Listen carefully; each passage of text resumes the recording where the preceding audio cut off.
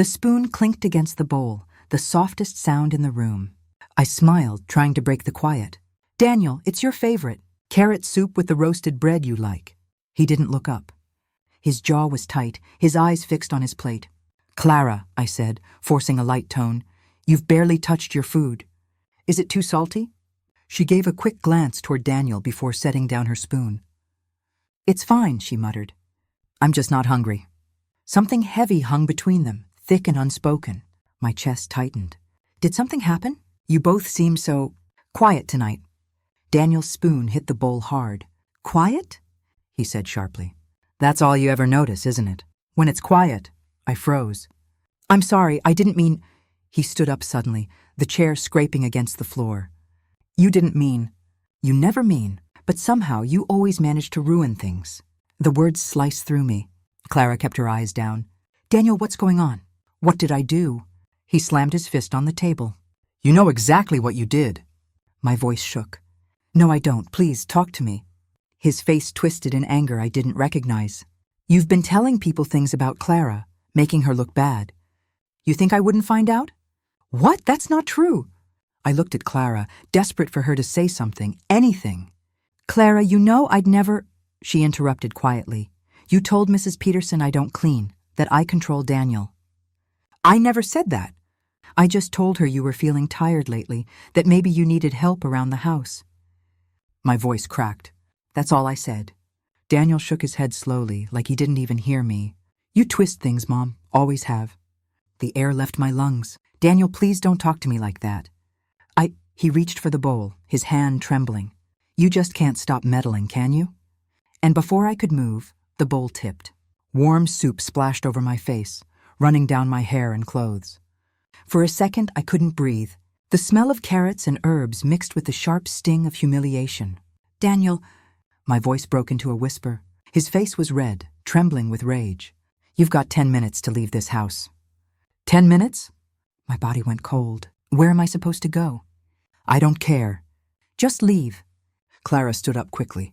"Daniel, stop!" He cut her off. "No, I'm done. She's poisoned everything." Clara's voice softened. "She's your mother." He glared at her. "Not tonight, she isn't." I wiped my face with a trembling hand, but the tears mixed with the soup until I couldn't tell which was which. I whispered, "I don't understand. I gave everything for you." Daniel looked away. Maybe that's the problem. I felt my knees weaken. The kitchen, once filled with laughter and the smell of Sunday dinners, felt like a stranger's house. I turned toward the hallway, my eyes blurring as I tried to see through tears. Clara took a small step toward me. "Maybe just go for now. Give him time." "Time?" I repeated faintly. "He's throwing me out of my own home." "I'm sorry," she whispered, voice barely audible. I didn't mean for it to go this far. I wanted to scream, to beg her to tell him the truth, but something inside me went quiet instead. I walked to my room, the one I'd painted for him when he was 8, and pulled out a small bag. My fingers shook as I packed the essentials, a sweater, a photograph, my wallet. Every drawer I opened was a memory, the day he started college, the night he called crying after his first heartbreak. How does love turn into exile so easily? I could hear their voices faintly in the kitchen, arguing now. Clara saying something about regret, Daniel muttering about finally being free. The words burned into me. When I stepped back into the living room, Daniel wouldn't look at me. I said softly, "You'll regret this one day." He didn't answer. So I did what mothers do when their hearts break. I left quietly. The front door clicked shut behind me, and the night air hit my skin like ice. My clothes were still damp, clinging to me as if even they didn't want to let go. I walked down the driveway, suitcase in hand, past the mailbox with our family name still shining on it. I stopped for a second, looking back at the house, the porch light glowing faintly, the curtains drawn. That used to be my home. My whole life was in there. I whispered into the wind, "How did my own son become my stranger?" The only answer was the sound of crickets and the slow hum of a car passing by. I kept walking, each step heavier than the last, each breath harder to take. I didn't know where I was going, just that I couldn't stay where love no longer lived. And as the darkness swallowed me whole, I knew this wasn't the end of something. It was the beginning of everything I never wanted to face. The apartment door opened before I even knocked twice. "Oh, God! What happened to you?" Martha's voice cracked when she saw me. Her small living room glowed with the soft light of a table lamp, and suddenly I felt how broken I must have looked. Damp coat, trembling hands, eyes swollen from crying. I tried to smile.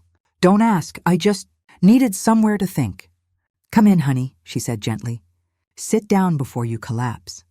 Her couch was the same old floral one she'd had for years, worn at the edges, smelling faintly of lavender and coffee. I sank into it, my body finally giving up the fight.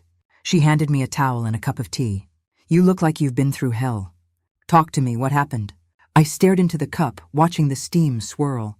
"Daniel," I whispered. "He threw me out." Her hand froze midair. "What?" "He poured soup on me, Martha. He told me I had 10 minutes to leave." She blinked as if trying to process the words. "Daniel? You're Daniel?" I nodded, a lump tightening in my throat. She sat beside me, shaking her head. "No, that can't be right. He adored you. Remember how he used to bring you flowers on Mother's Day? He was the sweetest boy." "He was," I said softly. "I don't know what happened. It's like he turned into someone else." "What did you do?" she asked cautiously. "That's just it," I whispered. "I don't know. I made dinner like always." He was angry, accusing me of talking behind Clara's back. "Then that—" Martha sighed. "Clara, I never liked that woman. Always so cold, like she was performing kindness." "She changed him," I said, voice trembling.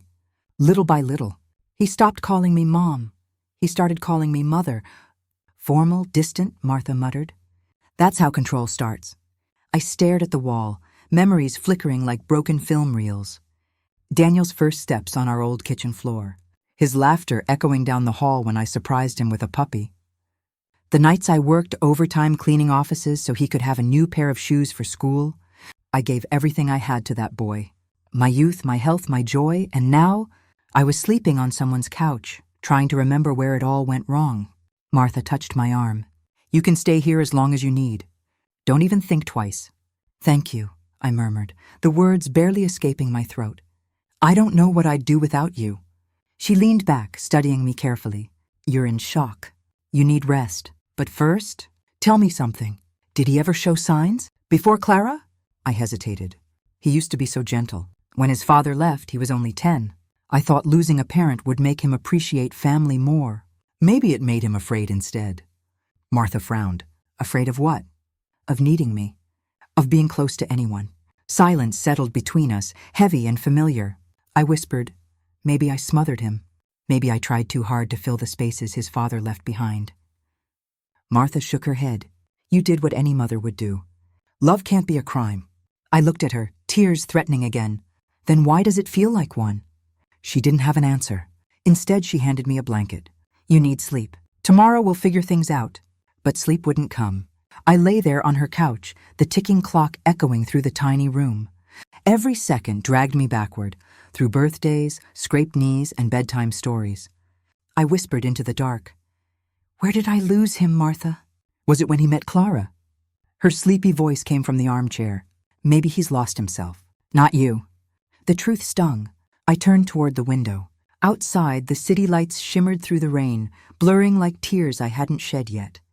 My heart ached with questions that had no answers. Why did he hate me so easily? What lies had she told him to make him see me as the enemy? I remembered how Clara used to smile, that practiced smile that never reached her eyes. The way she'd call me sweetheart in front of Daniel, but roll her eyes when his back was turned. How she'd correct me in small, cutting ways. "Oh, you mean Daniel doesn't like that anymore," or "he's grown past those old habits." It had been a slow erosion, a quiet war I didn't even know I was losing. Martha stirred.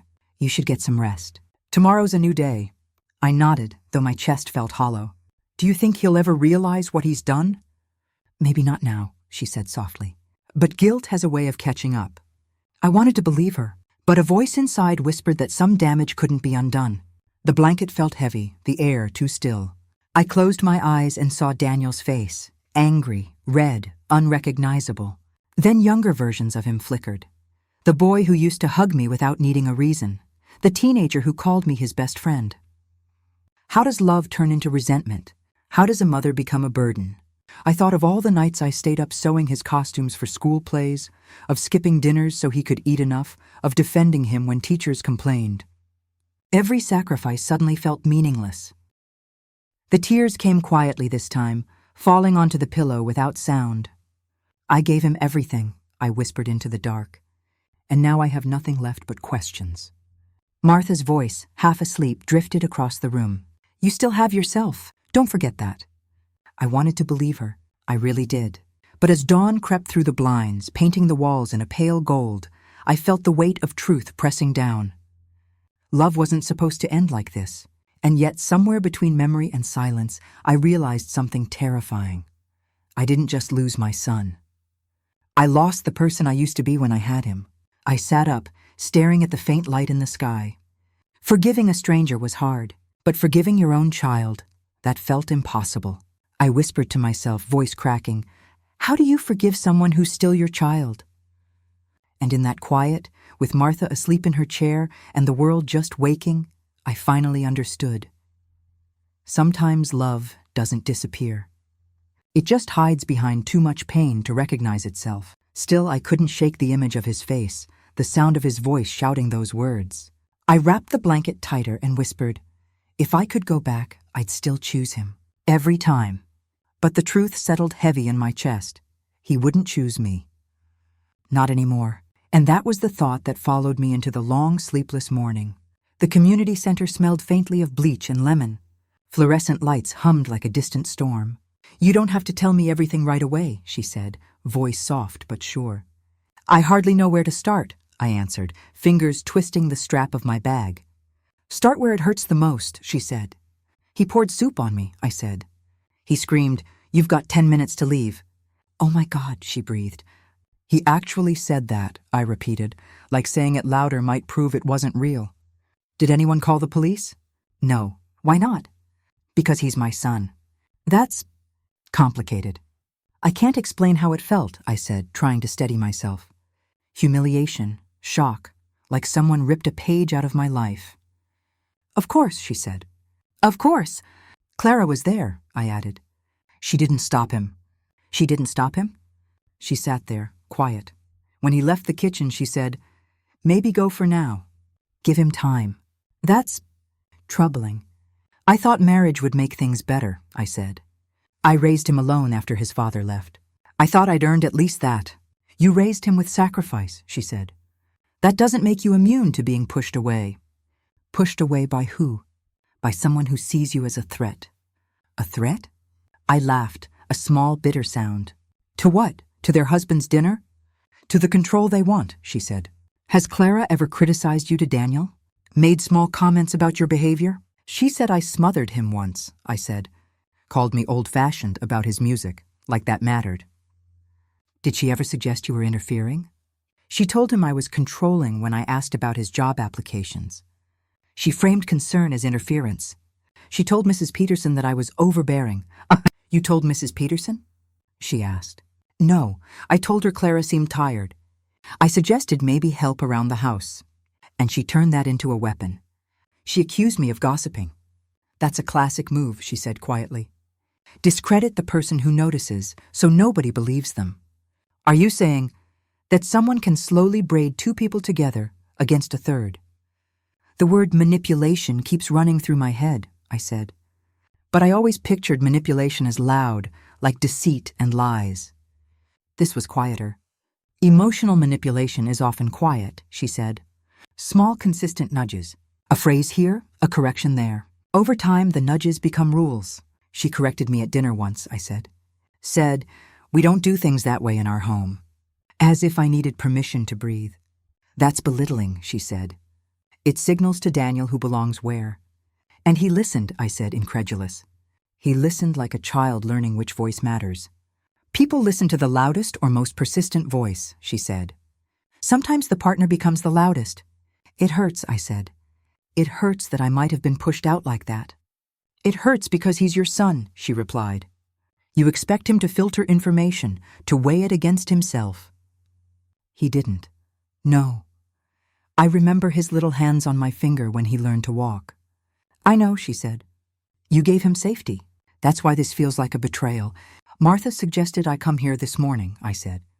She thought a counselor might help me. Understand. She was right to bring you, she said. Understanding isn't the same as forgiveness, though. I don't know if I can forgive him. You can, but you don't have to rush it. How do you look at someone who has both hurt you and is still your child? Careful, she said. You look at what's true. He's capable of harm and also vulnerable to influence. He hurt me on purpose, I insisted. He raised his hand. Yes, she said. But people often act out of a tangled place. Anger can come from fear, not only malice. He shouted about things I hadn't done. She might have fed him those rumors, she whispered. Have you noticed her isolating him? Small cuts, canceling family plans, controlling conversations, making him choose? She canceled his mother's birthday last year, I said, surprised I hadn't connected that. Said he had to work. Did he protest? He said, it's fine. Like he was protecting her. That's loyalty shaped by pressure, she said. Loyalty doesn't always look like love. Isn't this just excuses? I asked, voice small. I can't keep excusing him. You're not excusing, she said. You're opening possibilities. You can hold both. He harmed you, and he may be hurting too. I don't want him to be hurting, I said. I want him to be my son again. Wanting is okay, she said. But wanting doesn't change the need for boundaries. What boundaries, I asked. He kicked me out. You set boundaries for yourself now, she said. Not to punish him, but to protect yourself. What would that even look like? Safer contact at first? No walking back into a house where you were humiliated. Letters, mediated visits, therapy together when he's ready. He might never be ready. That's true. I'm terrified he won't see it, I said, voice cracking. That he'll keep believing her. People often believe the story that best serves their immediate needs. And what if his immediate need is to belong to her? Then he'll cling to her version until something breaks that story.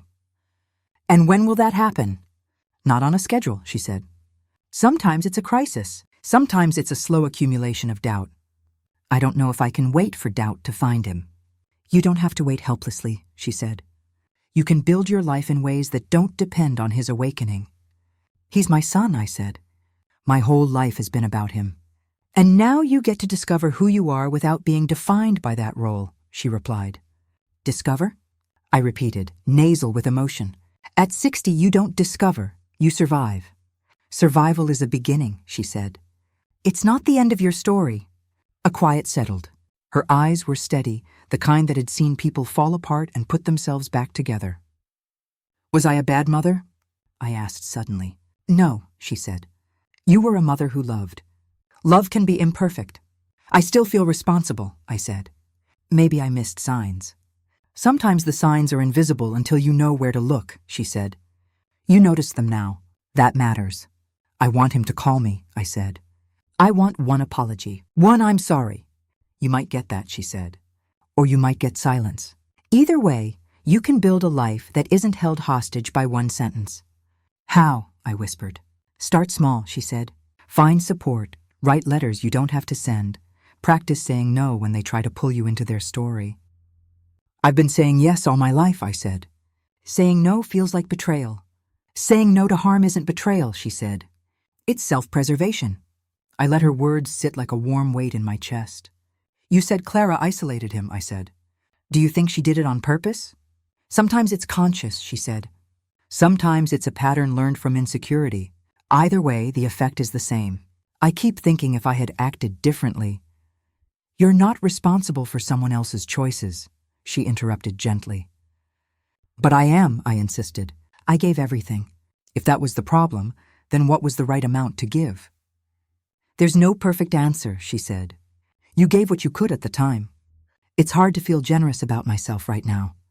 That's normal, she said. Be patient with your own heart. Her voice was steady enough to anchor me. Will you see him? I asked after a long moment. Do you think, would it help if I tried to talk to him with someone there? Mediated conversation can help, she said. But he must want it too. How do I make him want it? You can't make him want it. You can only be ready if and when he does. I looked at my hands, as if they held the answer. I'm tired, I said finally. So tired. Then rest, she said. Build small things back. And if you decide to reach out, do it from a place of strength, not need. I don't know what strength looks like anymore. It looks like the fact you came here, she said. It looks like asking questions instead of hiding in shame. I don't know if I can forgive him, I said again, the admission like a broken incense stick between us. You don't have to decide now, she said. Just promise me you'll be gentle with yourself. I'll try, I said. As I left the center, the afternoon sun felt strangely sharp. I held the counselor's words in my pocket like a new coin, small, heavy, useful. I realized with a cold, dizzying clarity that my son might not be the enemy I thought he was. He might be trapped behind someone else's curtain, but he had still poured soup over my head. I called you twice, I said under my breath, thumb hovering over his name on the screen. No answer. Of course not, I muttered, more to myself than anyone else. Did you try his other number? She asked from the kitchen doorway, drying a plate with slow, careful motions. I tried everything. I pressed call again, hoping the ring would sound different this time. Maybe he's busy, she offered, voice small. He's not busy, I said, because I knew the shape of his silences now. A message popped up and my chest dropped before I opened it. Please stop contacting us. You saw that? I didn't wait for an answer. The words sat in my hand like a stone. I'm sorry, she said. I didn't know they'd respond like that. He told me to leave, I said, jaw tight. He told me to leave our home. Come sit, she urged, guiding me toward the couch like she could steer my heartbreak into softer places. I sank down, phone heavy in my palm. How do you even hear that and not feel anything? I asked, voice thin. It's easier when you're on the other side of the fury, she said. Sometimes people say things they don't mean. He poured soup over my head, I said, the image flashing like a bad photograph. Literally poured it. Oh, honey, she breathed, hand squeezing mine. He had my bowl, my spoon in his hands like a weapon. And then Clara I stopped, because there was no good word for it. She watched, she finished for me. Did she say anything? She said, maybe go for now. Give him time. Like I was the one causing trouble. She sounded, careful, she said, like she was measuring you. I felt erased, I said, like I never existed in that house anymore. You don't, she said, as if reassuring me of the obvious. You do exist. You're here. Not in his eyes, I whispered. Not in his voice. She folded her hands and looked at me like a patient gardener. Do you want to call him again? I did. My laugh was brittle. 3 times. Straight to voicemail. Leave a message, she suggested gently. What would I even say? I'm sorry I love you. I'm sorry I cooked your soup. I snapped, not meaning to. No, she said. Try smaller. A line. I love you. I'm here when you're ready. Is that enough? I asked. Is that what fixes a bowl of soup in a slammed door? No, she said plainly. But it plants a seed, if he ever wants to grow it. I cleared my throat and left a voice that sounded like I was reading someone else's life. Hi, Daniel. It's me. I love you. I'm not coming to the house. If you want to call, I'll answer. Take care. I ended the call and immediately regretted the weakness in my voice. You sounded honest, she said, trying to lift me. That matters. It feels pathetic, I said, like I'm begging. You're not begging, she said. You're opening a door. A small one. I don't want to open doors, I said. I want the big one, the one that leads back to him. You can want that, she said. But you might need to make a different kind of door for yourself. Her words were practical. They didn't fix my stomach. The next afternoon, I ran into her on the sidewalk, our old neighbor, Mrs. Patel, her cardigan buttoned wrong, the same small purse she always carried. Hello, dear, she whispered when she saw me, as if we were sharing a secret and not standing in plain daylight. Mrs. Patel, I said, keeping my hands tucked into my coat pockets. She leaned closer, voice trembling like it had to hide anything loud. I'm so sorry about the trouble. What trouble? I asked, unease folding tight in my chest. They say things, she began, fingers twisting her bag strap. Clara told me. She said you... She stopped, eyes flicking to the street. Told you what? I pressed, feeling cold. That you took money. From their accounts. That you... She swallowed. She said you might be unstable. That you're not well. My mouth went dry. She said that? To you? She did. I didn't believe it, she said quickly, as if to absolve herself. But people talk. I'm sorry, dear. I didn't want to... You didn't want to what? I asked. Tell the truth? Stand up? I didn't want to get involved. Her voice nearly broke. But I heard it. I thought maybe you should know. My mind raced. Every neighborly wave, every casserole dropped off at their door, every holiday I showed up with a pie, suddenly smeared as if someone had painted over the memory. She's accusing me of stealing? I said, incredulous. Me? She said you took cash from their jar, Mrs. Patel whispered, the words so soft they could have been a prayer. And Daniel believes her? The thought felt like frost in my chest. I don't know what he believes, she answered, avoiding my eyes. I just know people repeat what they hear. I walked away with the rumor clinging to my back like wet leaves. My hands trembled. I wanted to turn around and march back to their door, ring the bell, shout the truth until the truth sounded believable. Instead, I tied my coat tighter and went back to Martha's. Mrs. Patel told me something, I said when I stepped through the little hallway she'd fixed just last spring. What now?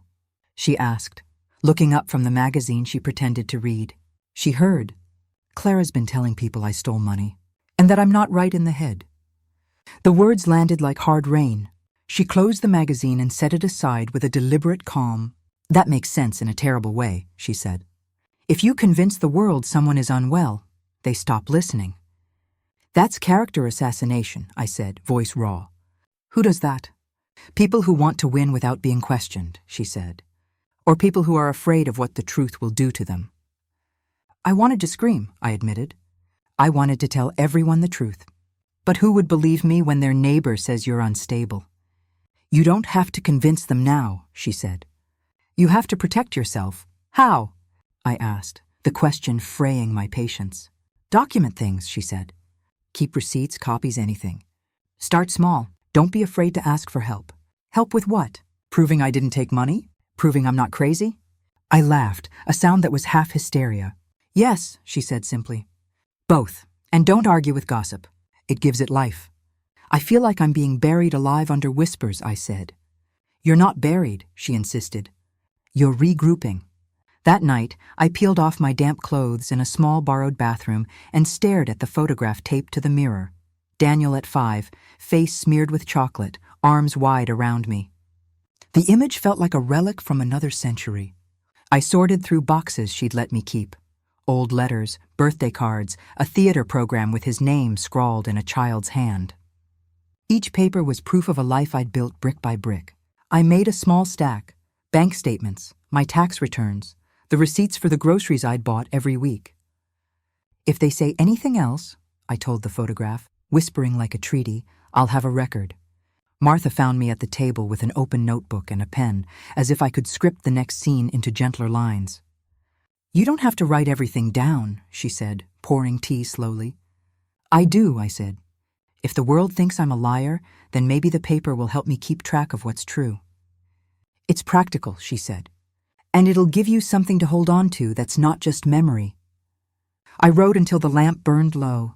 Memories spilled out. First day of school, his crooked grin when he ate too much candy, the night I waited up while he studied for a test. Small things, the scaffolding of a lifetime. I promised myself tonight, I said finally, voice barely a thread. I won't beg at his feet. Not again. You mean it? She asked, eyes shining with warmth. I mean it, I said. I'll try to rebuild, even if it breaks me first. Her hand found mine across the table. Then we start building, one brick at a time. I closed my notebook with the weight of resolve and the hollow of loss sitting together. Outside, somewhere between their house and mine, my son was sleeping under the same sky. Inside me, an unfamiliar steadiness was waking, quiet, stubborn, necessary. I lay awake that night thinking of the list I'd made, receipts, letters, a voice message I'd sent that morning. Proof for the world if it wanted to hear. Proof for me, to stop the whispers from becoming truth. The thought cut through the ache. I might not be able to make him listen, but I could stop disappearing. The bell above the cafe door jingled, and I nearly dropped the tray. You all right? He asked, wiping his hands on a towel like he'd been expecting me to fall apart. I'm fine, I lied, because that's what people say when they don't want pity. Don't say that here, he said, with a half smile that didn't try to fix me. You look like you've been through a storm. More like a hurricane, I muttered, pulling my coat tighter. Name? he asked, the simplest question like a lifeline. Evelyn, I said. Evelyn, welcome to the Willows. He nodded toward the chalkboard menu. You can start with small stuff. Dish duty, restock, a shift in the afternoon. I haven't worked in years, I admitted. Doesn't matter, he said. We'll teach you. You don't need to be perfect. You need to be here. His voice was calm, practical. I remember thinking then that the world had forgotten how to be gentle. He offered a paper cup of tea without waiting for me to ask. Thank you, I said, hands closing around the warmth. You sure? He pressed. You can tell me to shove off. No, I said. I don't want to shove off. Good. He handed me an apron like an invitation. We close at 6. If you stay late, there's always soup. I laughed, a small sound that felt rusty. Soup would be ironic right now. He didn't flinch at the joke. I make decent soup. The first week was clumsy and honest.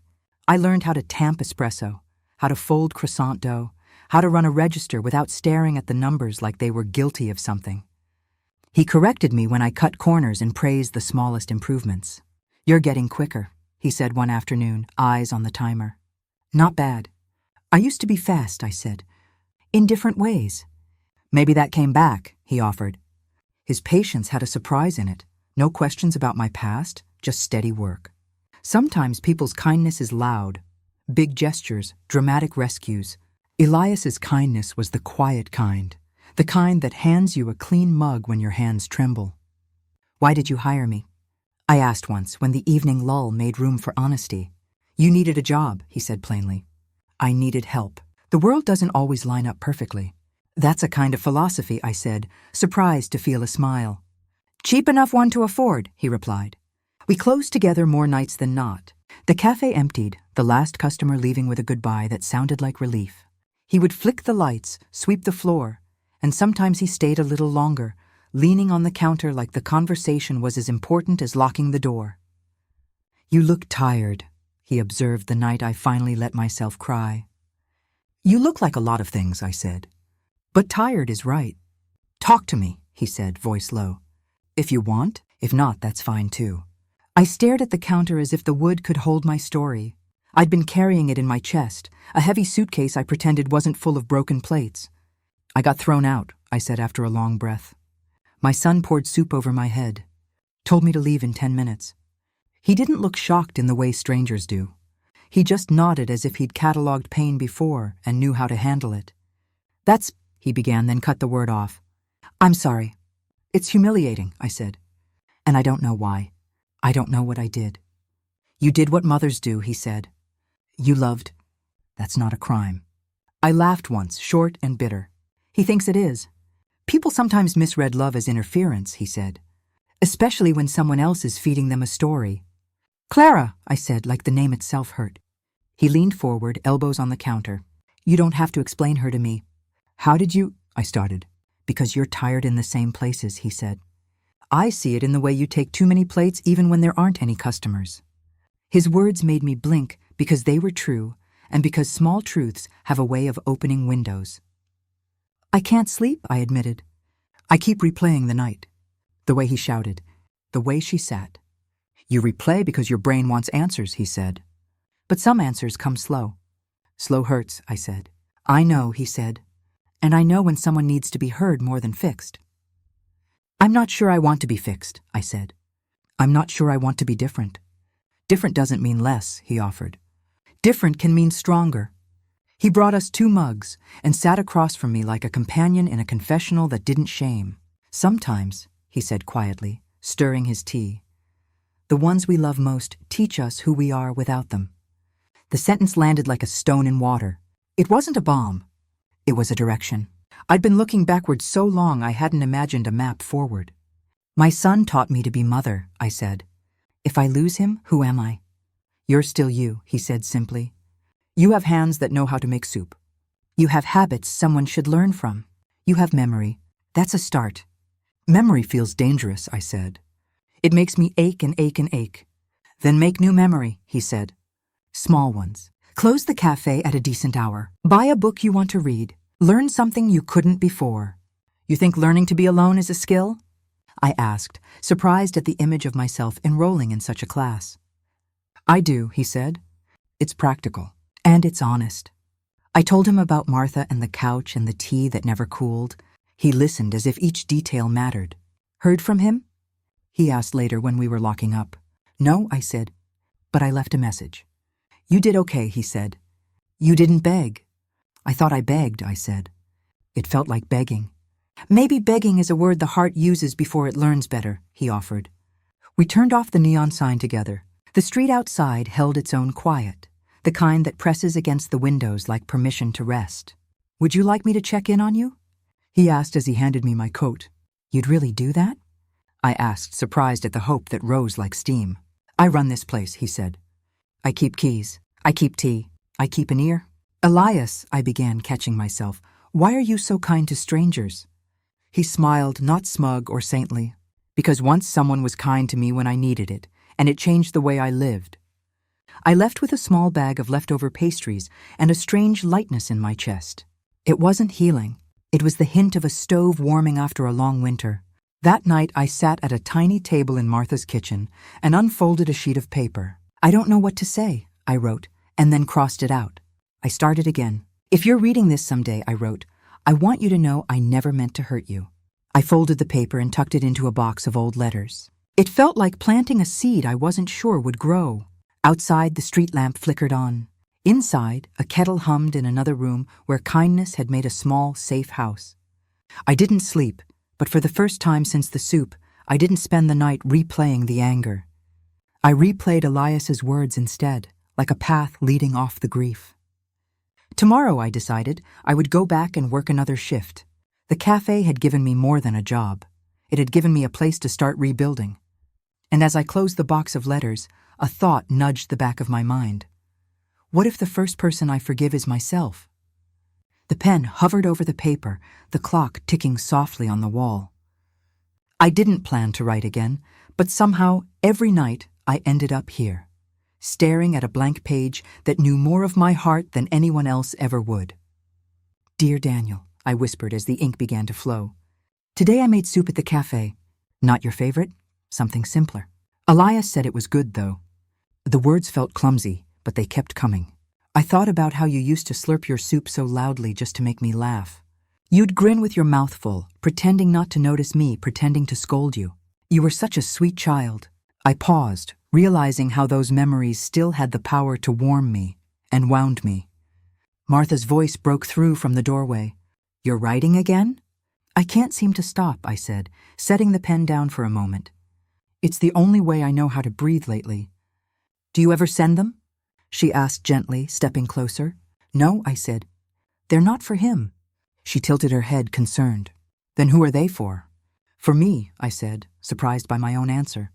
Maybe for the version of me that still believes he'll come home. Martha looked at the stack of envelopes tied with a blue ribbon on the table. You've got quite a collection there. Every one of them says the same thing in a different way, I said quietly. I miss you. I forgive you. I wish you'd remember who you were. She rested a hand on my shoulder. Keep writing, she said softly. Maybe one day you'll be ready to read them out loud. I wasn't sure what she meant until the next morning, when Grace smiled at me across the quiet office at the community center. I hear you've been writing, she said as I sat down. Martha talks too much, I said, half smiling. She cares too much, Grace replied. Would you like to share one? My instinct was to say no. Those letters were sacred, raw pieces of me that didn't belong in the air. But Grace's tone had a way of softening resistance. Maybe just a small part, I said, opening my notebook. The room felt still as I read. Dear Daniel, I saw a boy at the cafe today who looked like you at 12. Hair too long, shoes untied, smile too wide. He asked if I had whipped cream for his cocoa, and for a second, I almost called him by your name. That moment hurt in a way I didn't expect. My voice cracked on the last line. Grace leaned forward slightly. That's beautiful, she said. Painful, but beautiful. Do you know why? I shook my head. Because it's not anger, she said. It's love. You've begun to separate the two. I thought love and pain were the same thing now, I said. They're not, she said. Pain screams. Love whispers. And what you're writing? It's whispering. I let out a shaky laugh. So what am I supposed to do? Keep writing until the whispers stop? No, she said. Keep writing until you can hear your own voice again. Her words lingered long after I left. That night, I wrote again. But this time, I wrote differently. Dear Daniel, today I forgave you. Not because you asked, but because I can't carry this anymore. I don't want to wake up angry every morning. I don't want to measure my worth by your silence. I just want peace, even if it means finding it without you. When I finished, I folded the letter neatly and tucked it beneath the others. My hand didn't shake this time. Over the next few weeks, the cafe became my refuge. Elias noticed before I did. You're smiling again, he said one afternoon as he steamed milk. Am I? I asked, surprised. Yeah, it's weird. Don't stop, he teased. I laughed, an actual laugh that startled me. I'm just tired of being sad all the time. He handed me a mug. Then you're doing better than most people. Sometimes healing doesn't arrive all at once. It sneaks in quietly, through small acts of kindness and ordinary days. One evening after work, Martha looked at me from across the dinner table. You seem lighter, she said. I think I am, I admitted. Grace says forgiveness isn't something you give away. It's something you grow into. Do you believe that? I'm starting to. She smiled softly. I'm proud of you. I stared down at my hands. You know, for months I thought forgiveness meant excusing what Daniel did. But it doesn't.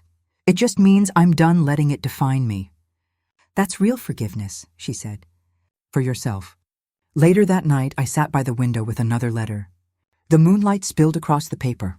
Dear Daniel, I wrote, I think I understand now. You didn't pour soup on me because you hated me. You did it because you couldn't face yourself.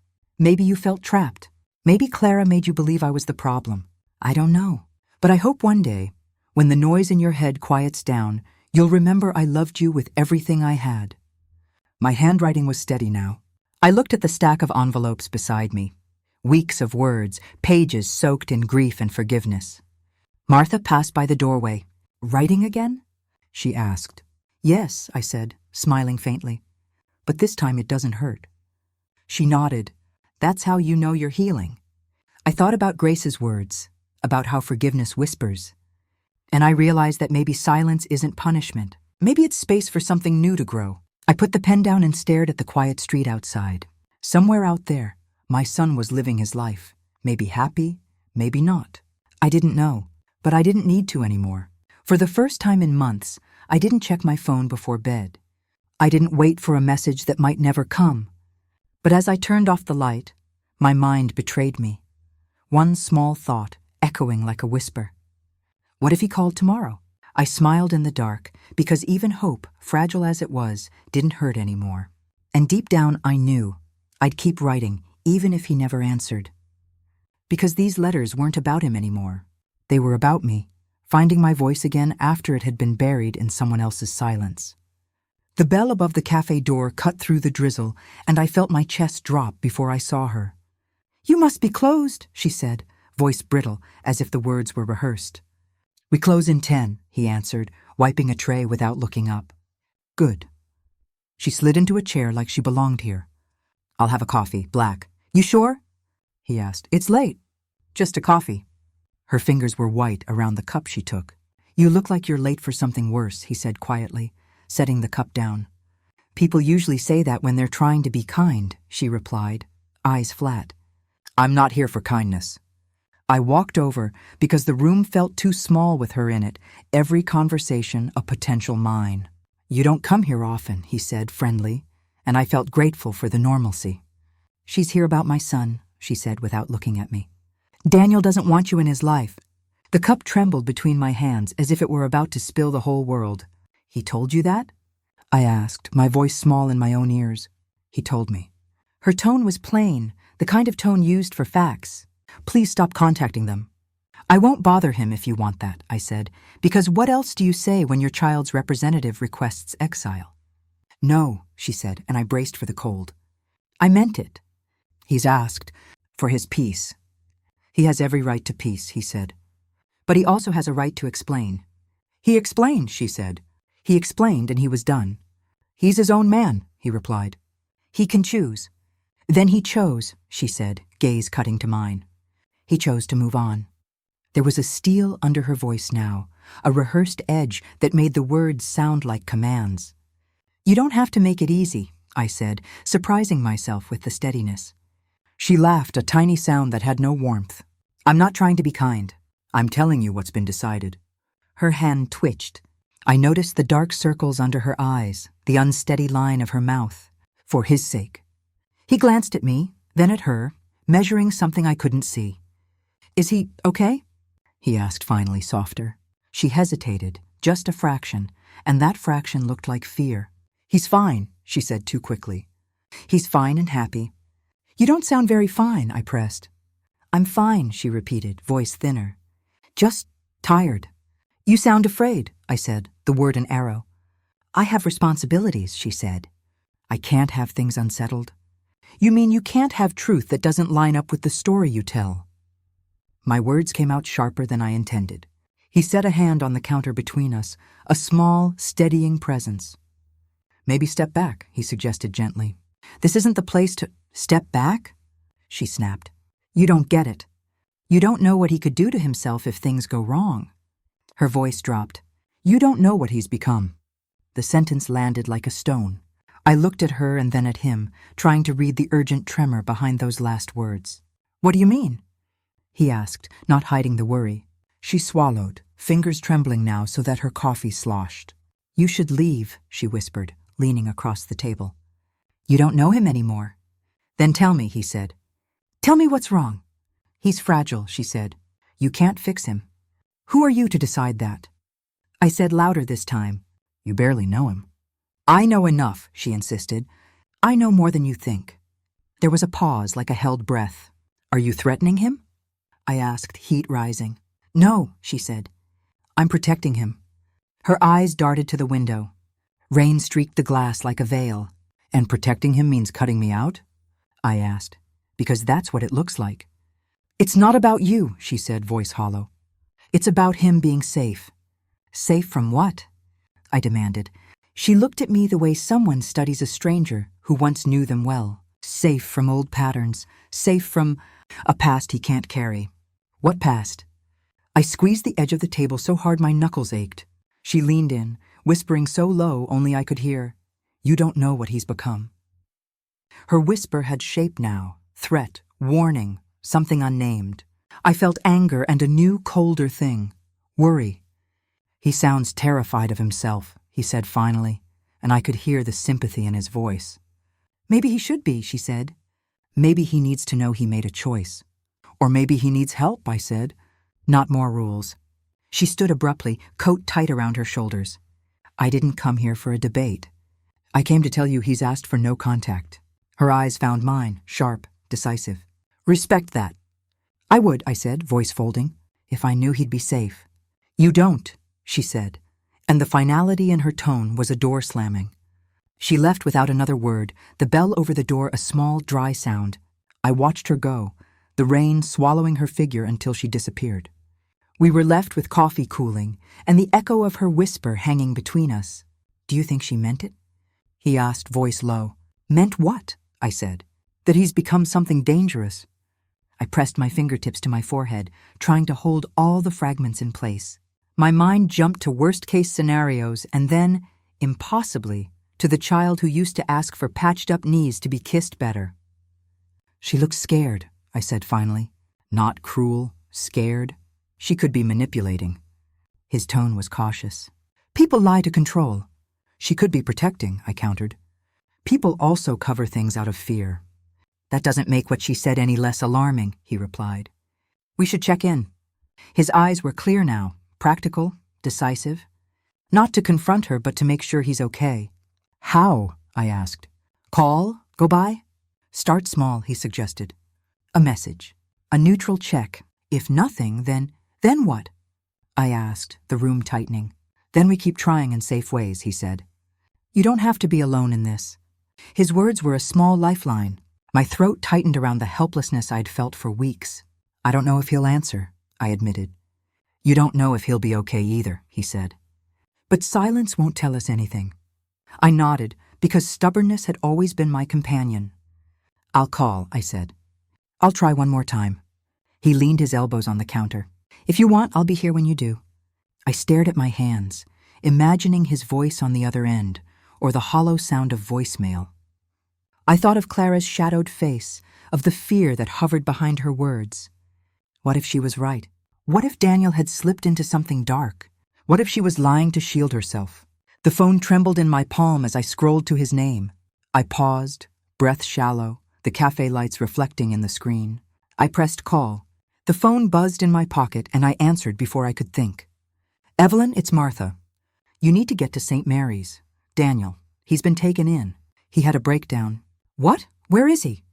My voice was too loud in the small kitchen where I'd been folding laundry. They brought him to the emergency psychiatric unit. I'm on my way, go now. I'm coming. I grabbed my keys without thinking, the house suddenly too small. The rain had a steady rhythm on the windshield. My stomach felt hollow and electric at the same time. At the front desk, I told the nurse when I burst into the hospital breathless. My son, Daniel Parker. Which ward? Psychiatric, second floor. Please sign in here. Her tone was efficient, practiced. He's my son, I said, voice softer. Is he awake? We can't give out specific details until we confirm identity, ma'am. I signed the forms with hands that shook. The elevator ride felt endless. The fluorescent lights in the corridor too white. Are you family?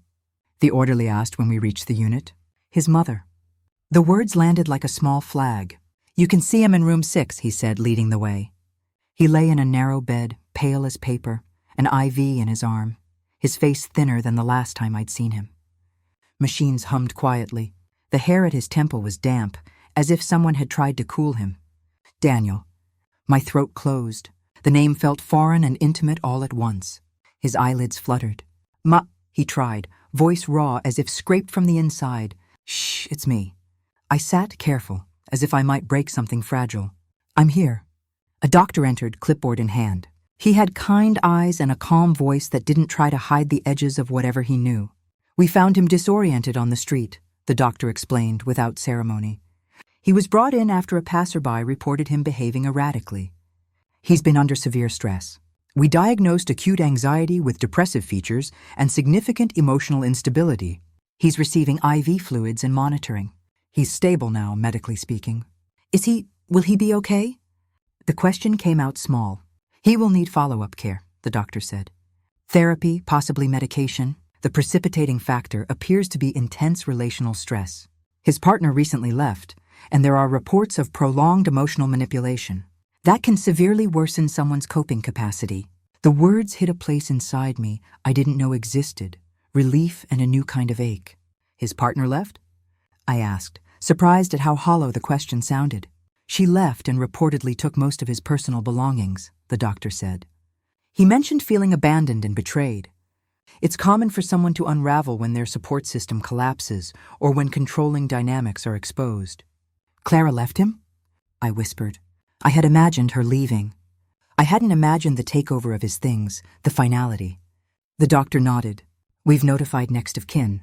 We'll be recommending a psychiatric evaluation and a social work consult to arrange follow-up and support. If you're able, family involvement can be helpful when done carefully. Carefully? The word held the caution of a cliff edge. Yes, we want to avoid re-traumatization. We can arrange a family meeting with a clinician present. He's fragile right now. He looked at Daniel, then back at me. If you have any questions, I'll answer them. Thank you. I gripped Daniel's hand. It was warm but weak. He blinked open, awareness unfurling. Mom, I'm sorry. His whisper was a needle. It sowed sudden softness through me and ripped other things at the same time. Shh, don't try to explain yet, I said, voice shaking. Just rest. No, please. I need to say it. His fingers tightened around mine for a second. I'm so sorry. I'm sorry for the soup. I'm sorry for everything. He swallowed like the words were heavy stones. My first instinct was to gather him, to hug away the harsh months, to say it was okay. Then a quieter thought stood up in my chest. He had thrown me out. He had humiliated me. I heard you were unwell, I said, keeping my voice even. What happened out there? I couldn't breathe, he said. Everything was spinning. She left. She took his... He stopped, eyes filling. She left and I couldn't. I felt like a ghost. Who took what? I pressed, needing the specifics to hold the truth steady. She took the lease, the cards, the pictures. She told me I wasn't whole. He tried to smile and it cracked. She said I was broken. I started to believe her. The admission landed heavier than any accusation. My anger wavered, wobbling toward a strange sympathy. She manipulated him, I told the doctor quietly, face flush with betrayal. She turned him away from me. She painted me as everything she feared. That pattern fits with cases we see, the doctor said gently. A partner isolates, discredits family, and the person in the middle becomes more dependent on them. When that support collapses, when they leave, the person left behind may crash. I don't understand how anyone could do that to their husband, I said, voice low. People can be very persuasive when they're acting out of insecurity or control, the doctor replied. It's painful, but the path forward is treatment and rebuilding a support network. Daniel's wet eyes found mine. Mom, I was stupid. I listened. I cut you out. I thought I was helping us. I don't know. He closed his eyes, ashamed in a way that made him small. You're still my son, I said. The words came without calculation. You hurt me. You also hurt yourself. I deserve it, he whispered. I deserve to feel everything. No, I said, a single syllable that was both command and comfort. You deserve help. You deserve to feel less alone. A nurse came in with papers and gentle instructions about visiting hours and next steps. Social work would talk to us. A psychiatrist would evaluate medication options. The hospital routine felt like scaffolding around a broken thing. I should have seen it, I said later, voice raw. Maybe I missed signs. Maybe I pushed too hard. You did what you could, the doctor said. Now you focus on being a safe presence. That can make a huge difference. Daniel squeezed my hand again, a fragile anchor. Mom, will you stay? Just tonight? I don't want to be alone. My heart clenched. Part of me wanted to vanish the past months with a blanket and a quiet promise. Another part knew forgiveness didn't erase the soup or the words. I'll stay, I said finally. But we do this with help. We go to the meetings. We listen to the doctors. We don't pretend nothing happened. He breathed out, relief shaking his shoulders. I'll do anything. Anything? I asked, because promises sounded thin in a hospital room. Anything to fix it. He met my eyes, pleading without theatrics. I looked at him, exhausted, frightened, contrite, and felt the shape of the choice in my hands. Loving him didn't mean letting the past slide. It meant holding him accountable and keeping myself intact. Then we start small, I said. We get you well. We get you into therapy. We set boundaries for how we speak to each other. And you'll have to apologize properly to Clara if that's part of repair. The name landed between us with a complicated weight. He flinched. She left me. She left, but you hurt me first. My voice quivered. You need to make amends for what you did. I will. He choked the words out. I will do it all. That night, the machines hummed, and I sat in a plastic chair by his bed, hand in his, the fluorescent glow making the room too honest. Sometimes love doesn't erase pain. It just chooses, stubbornly, to stay anyway. As I watched him sleep, a small, sharp thought pushed up. He'd apologized, but would he ever remember why he'd done what he did? Would he rebuild himself or fall back into the same pattern? I tightened my grip on his hand and whispered into the quiet. We'll try, but I won't be erased again. He stirred and murmured something that sounded like promise. I didn't know yet whether that promise was enough. He looked smaller than I remembered, standing in the doorway of that tiny apartment with chipped paint and bare walls. Come in, he said, voice low, almost unsure. It's not much, but it's mine. I stepped inside carefully, like the floor might remember the shouting from before. A single couch sat in the middle of the room, a half-empty bookshelf against the wall. It's nice, I said, meaning it more than I expected. He gave a small laugh. You don't have to lie, Mom. I'm not lying, I said, looking around. It feels quiet. Yeah, he said, rubbing the back of his neck. That's kind of what I need right now. We stood there, the silence between us both familiar and foreign. I could hear the faint hum of the refrigerator, the world trying to fill the space our words wouldn't. Do you want tea? He asked, heading toward the kitchenette before I could answer. It's not like yours. I haven't figured out the right way to do it. I'd love some, I said softly. He filled the kettle, movement slow, deliberate, like every gesture had to prove something. I watched him in the half-light of that apartment and thought about the boy who used to tug at my sleeve, begging for one more story before bed. The boy who had disappeared long before the soup and the shouting. When he placed the mug in front of me, his hands shook slightly. I'm sorry it's not hot enough. It's perfect, I said, holding his gaze. He looked down. I don't know how to start saying things right again. You just did, I said quietly. He exhaled, like the weight of months had been waiting for that one sentence. I hurt you, he said, staring at the floor. I was angry at everything and you were just there. And Clara, he stopped himself. I don't want to talk about her. Not today. That's okay, I said. You don't have to. She made me believe you were controlling, that you didn't want me to be happy, he went on, his words careful, heavy. And when things started falling apart, I turned all of it on you. It felt easier than facing the truth. I listened, the tea cooling in my hand. Do you hate me? He asked finally. No, I said. But I won't pretend it didn't break me. He nodded slowly, eyes glistening. I don't deserve your forgiveness. Maybe not, I said. But I think you deserve a chance to become someone who does. For a long time he didn't speak. He just sat there, shoulders hunched, the sound of rain faint against the window. I started therapy, he said after a while. It's helping, I think. I'm proud of you, I said.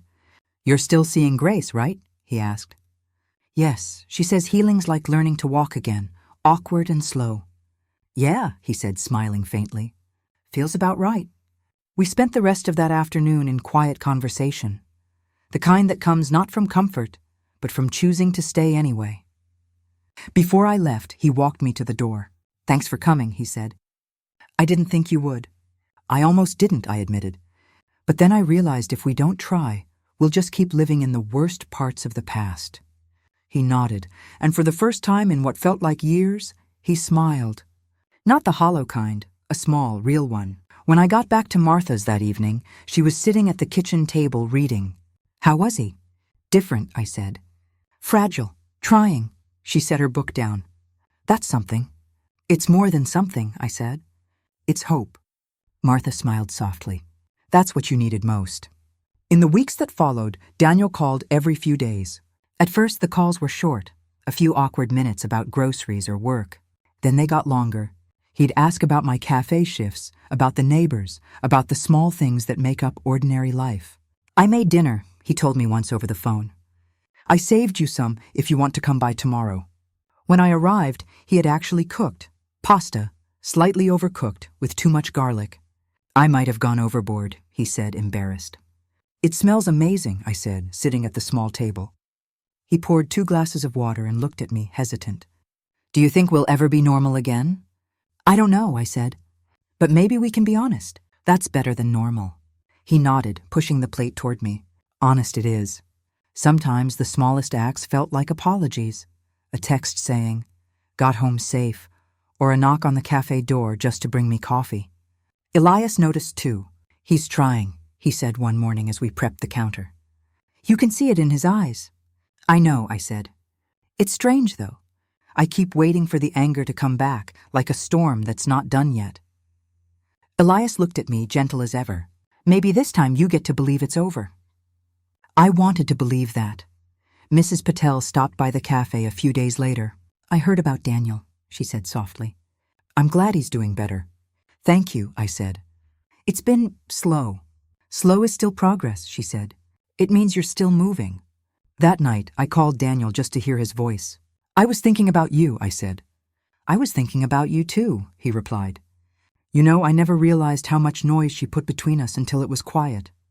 I know, I said. But the quiet's good. It lets you hear what's left. He paused. I didn't just lose Clara, Mom. I lost myself. I'm trying to find the version of me that loved you right. You don't have to find him, I said. He's been here all along. For a moment, there was nothing but breathing on the line, his and mine, steady and fragile. When we hung up, I sat there with the phone still in my hand, realizing that love wasn't the same as trust. But maybe trust could grow again, piece by piece. Weeks passed, and Daniel began to visit more often.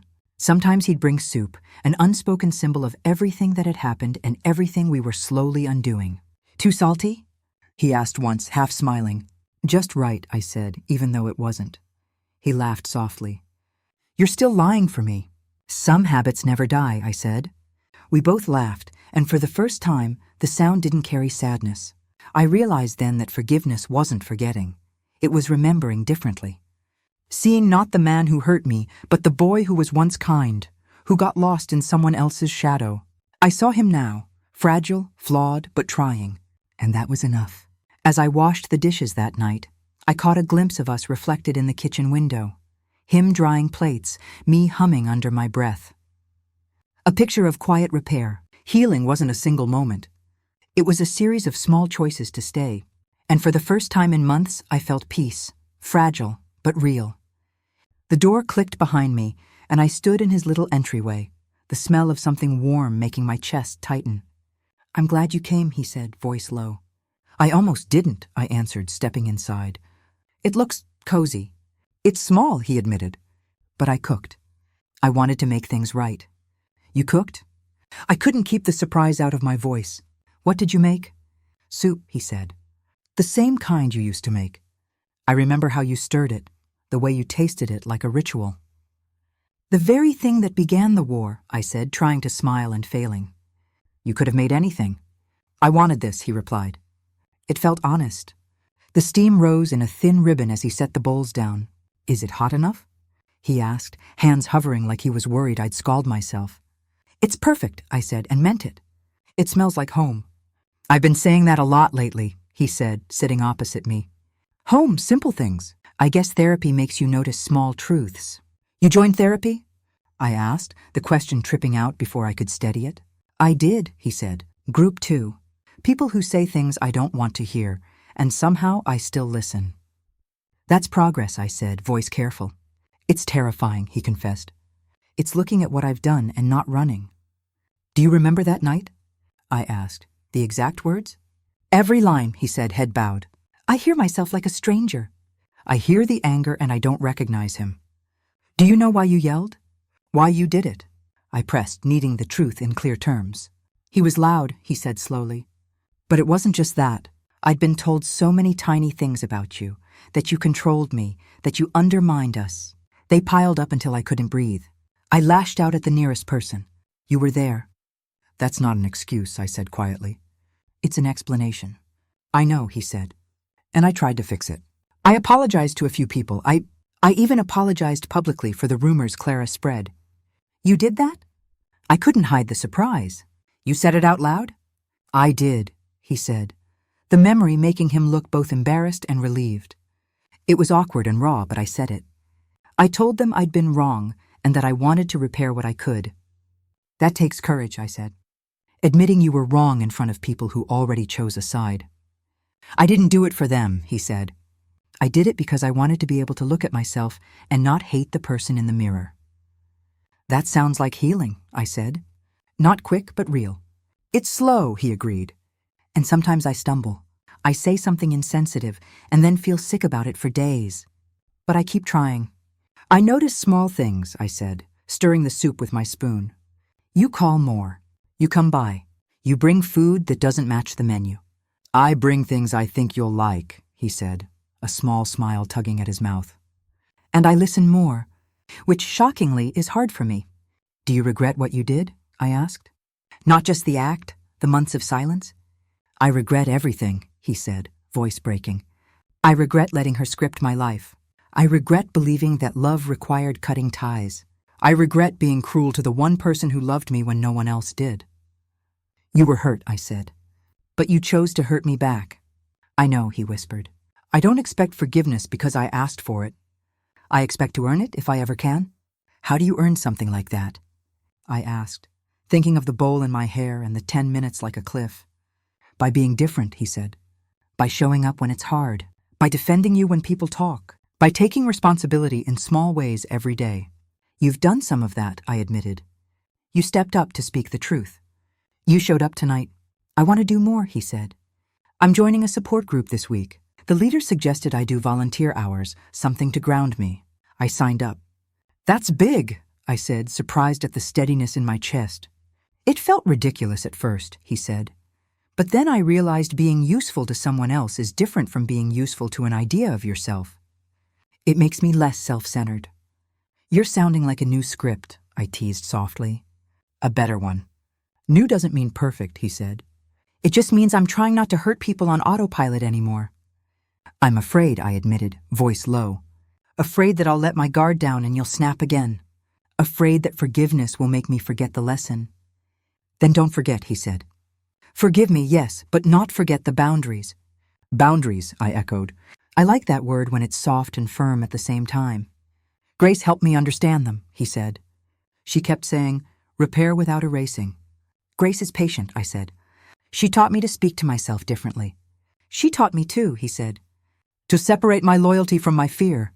We ate more quietly after that, the clink of spoons the only sound that didn't tremble. At one point he reached across the table and put his hand over mine, tentative and steady. I'm sorry, he said again. Not a plea this time, but an acknowledgement. I'm tired of repeating that night in my head, I said. But I'm also tired of holding hate like a second skin. Then let it go, he whispered. I'm trying, I said. And I forgive you. Not because you've earned it entirely, but because I need to live without carrying that weight anymore. Mom! His voice came out small and stunned. You mean that? I mean, I forgive you for throwing the soup, I said, and there was a rawness under the words. I forgive you for the words. I forgive you for believing her. But forgiveness isn't an eraser. It's a decision to change the headline of our story. He exhaled, something like relief and fear braided together. I'll keep proving it, he promised. Every day if I have to. I'll hold you to that, I said, letting a little laugh out. And I'll watch for the man you become, not the man who lost his way. He smiled, the kind that reached his eyes. I want to be someone you can be proud of. You already were, I said, soft. You just forgot how to be him for a while. We sat there a while longer, speaking about small things. A neighbor's cat, the rain, a silly television show, as if rebuilding could be done in ordinary sentences. I apologize publicly one more time, he offered suddenly. I want to set the record straight where it matters. You don't need to perform for people, I said. But if it helps you be honest, then do it. I will, he said. I want to be accountable in ways that people can see, not just believe. That's humility, I said. And humility can be dangerous in the best way. When I finally stood to leave, he walked me to the door, as if neither of us trusted the air outside yet. Thank you for coming, he said. For taking a chance. I had to see if the person who hurt me could also be the person who tried to mend it, I said. I had to know if those 10 minutes were the full story. They weren't, he said, but they were a part. I don't want them to define us. They won't, I said, and felt a steadiness settle in my shoulders I hadn't known in a long time. At the sidewalk, under the streetlight, he hugged me briefly. Mom? He asked. Yes. I can't undo that night, he said, but I will spend the rest of my life trying to make it up. You can try, I said, and I'll try to let you. As I walked away, the city felt ordinary, not cruel. My mind kept turning the phrase he'd said about repair without erasing. I thought of all the meals I'd cooked, the songs I'd hummed, the nights I'd stayed up worrying, and how those things had built a life worth defending. I realized then, in a quiet that didn't need to be loud, that forgiveness had nothing to do with his deserving it. It had everything to do with my need for peace. 10 minutes had been a lightning strike on my life, but the year since had been slow rain, soft, persistent, remaking the ground. I held that thought like a small, steady flame as I turned the corner, hearing his footsteps fade, and feeling, for the first time in a long while, that I might be ready to live beyond the memory of that night. Forgiveness isn't a single moment. It's a choice you make over and over, especially when the pain still whispers your name. I used to think hate kept me strong, but it only chained me to the past. Forgiving didn't mean forgetting. It meant freeing myself from what could have destroyed me. If forgiveness has ever felt heavier than hate, share your story below.